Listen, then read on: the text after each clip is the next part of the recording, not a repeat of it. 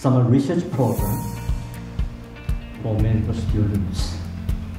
And this program is sponsored by our foundation, the Foundation of Health Sciences, together with National Health Research Institute, NHRI. So today, we are expecting to hear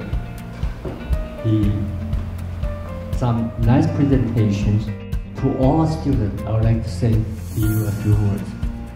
I hope that this program can inspire your research interest and will be helpful to the development of your medical career in the future. In the future, whatever you do, either you will be a medical researcher like myself, or a practitioner of clinical medicine. As long as you, as a doctor, can find a new problem for your patient and to solve this problem either by yourself or by collaboration with other experts. And I hope that you learn all this from this program.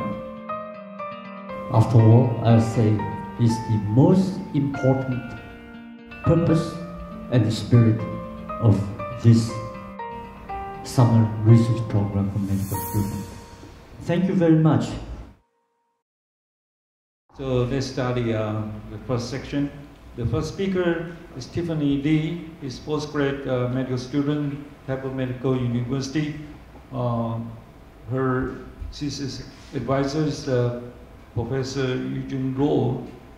She's going to talk about the investigation on central mechanism of anti-nociceptive network of fibromyalgia patient using MRI techniques.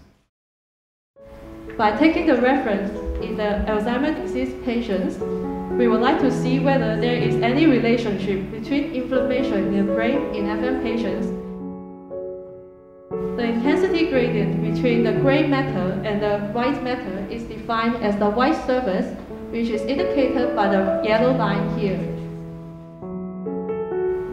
In the result of cortical thickness, there is a decrease of thickness at PCC and an increase at RACC. How can you show the finding of your demyelination and the cortical thickness? How can you correlate the cortical thickness and the demyelination to the clinical severity of the patients? Of course, I think that only by doing these two parameters might not be sufficient enough to support inflammation or demyelination.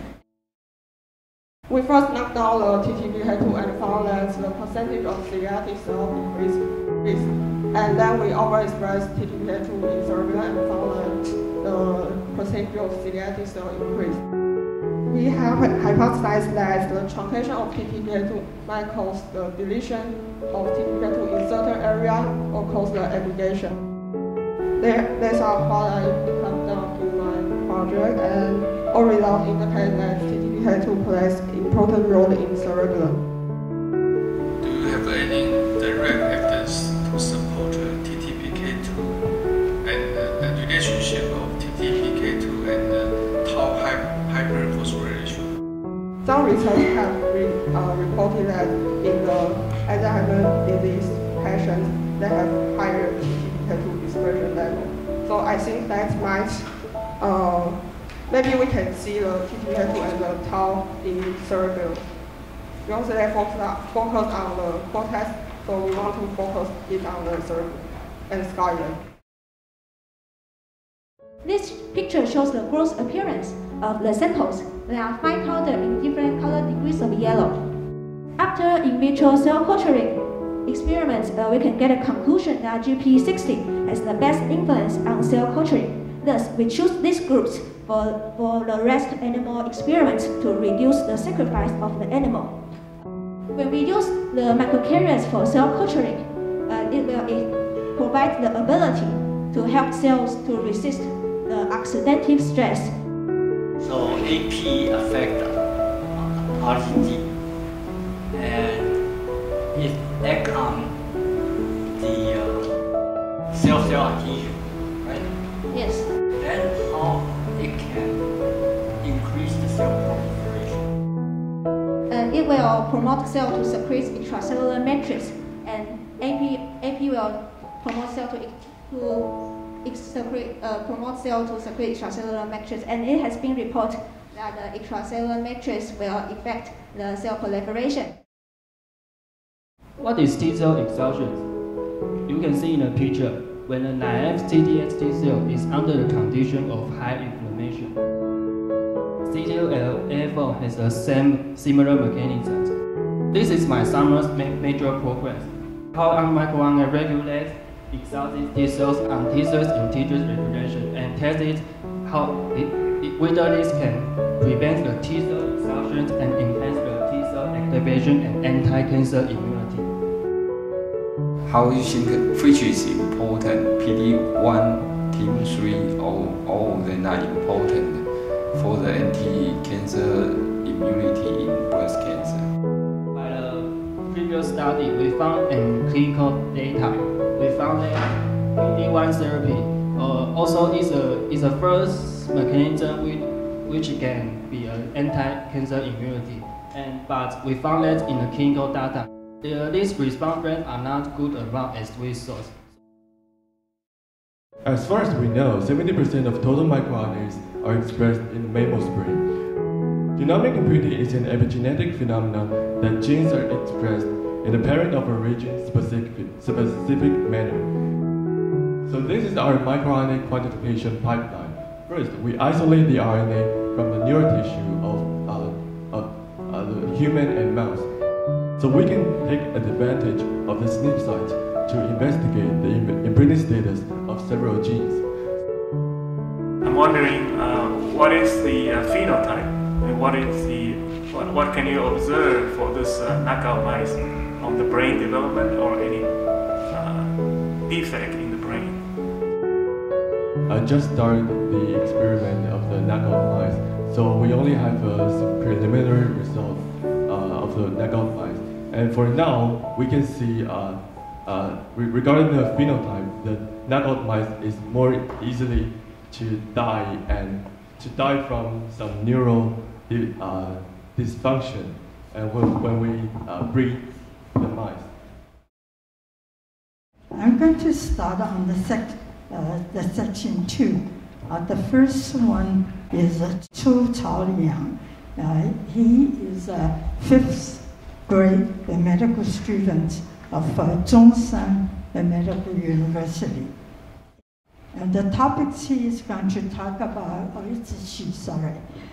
the role of endothelial cell, specific molecular one in human chronic kidney disease. Cytokines induce inflammatory plaques and important role in renal fibrosis. And this slide brings a brief introduction of endothelial cell-specific molecular one. Neurosurgery is an established model to introduce renal fibrosis on mice. Immunoblotting was used to examine the expression of endo-anti-relating protein. In Taiwan, I think most of the chronic renal failure or chronic renal fibrosis patients, they are not coming from the obstructive neuropathy. So do you think your animal model, the binding of a ESM1 can be applied to the most of the renal patients in Taiwan? I think in our future work, we will design a group for underlying disease such as DM or hypertension to be a CKD group, and to determine whether follow-up serum ES1 is decreased or increased. Almost 60% of HCC in the USA are still due to chronic hepatitis B and C virus at 2017. One source of lipid is from insulin resistance, which causes dysregulation of lipolysis in adipose tissue. This is our last preliminary data. So we think that MRC2 overexpression promotes protein levels of lipogenic enzymes in cells. This is result from Professor Shi's laboratory. Looks to me it is a clearance function, so I'm not so sure.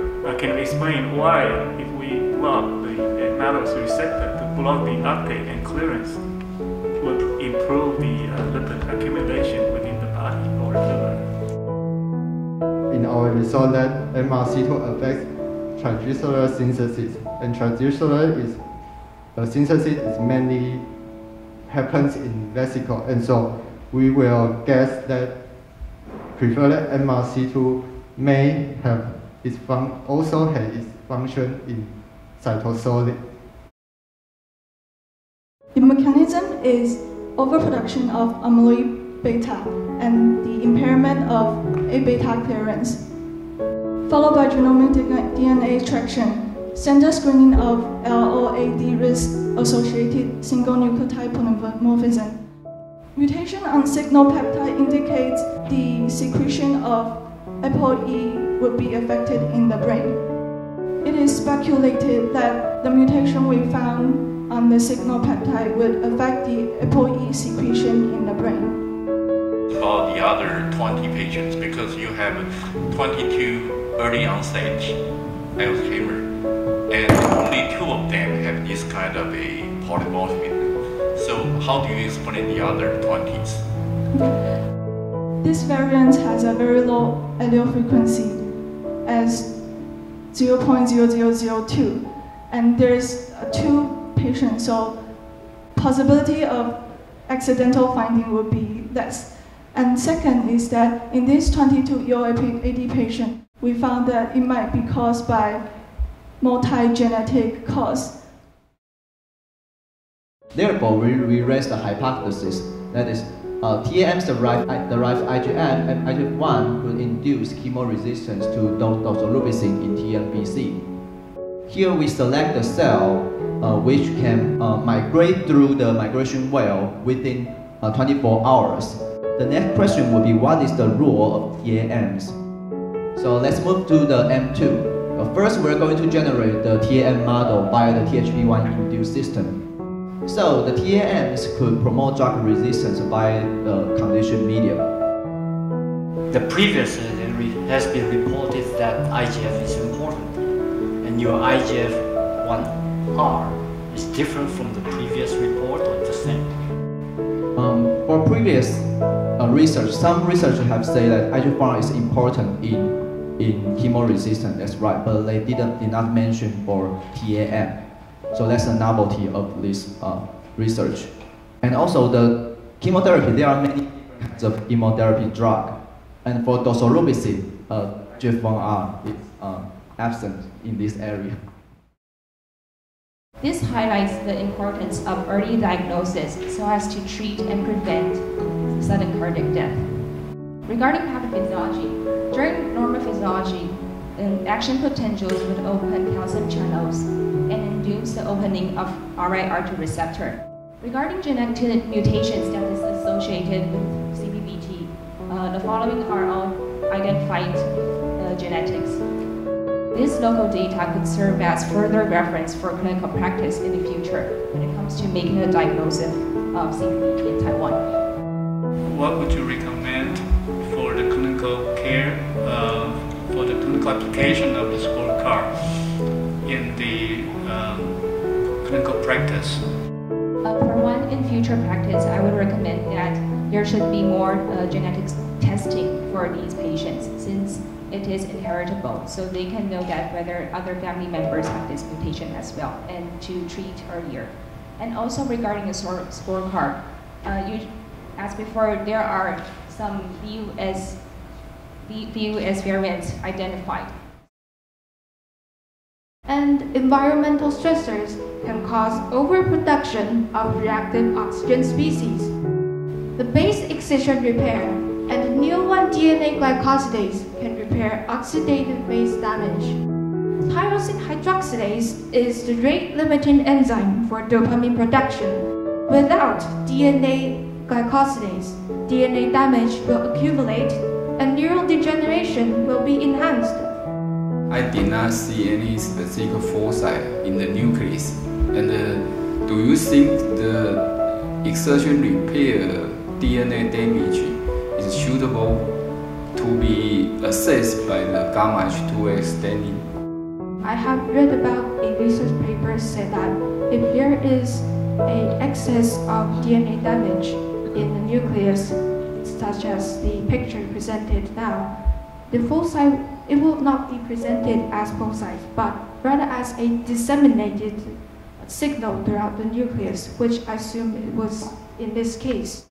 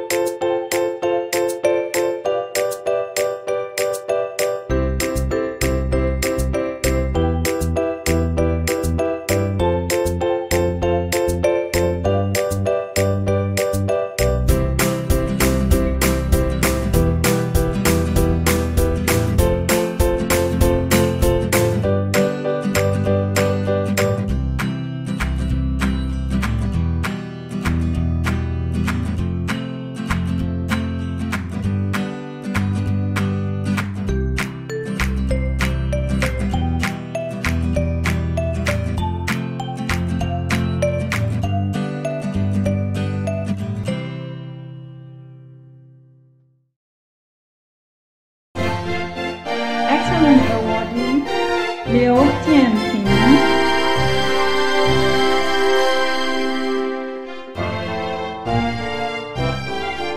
Outstanding awardee is Chen Yishuan.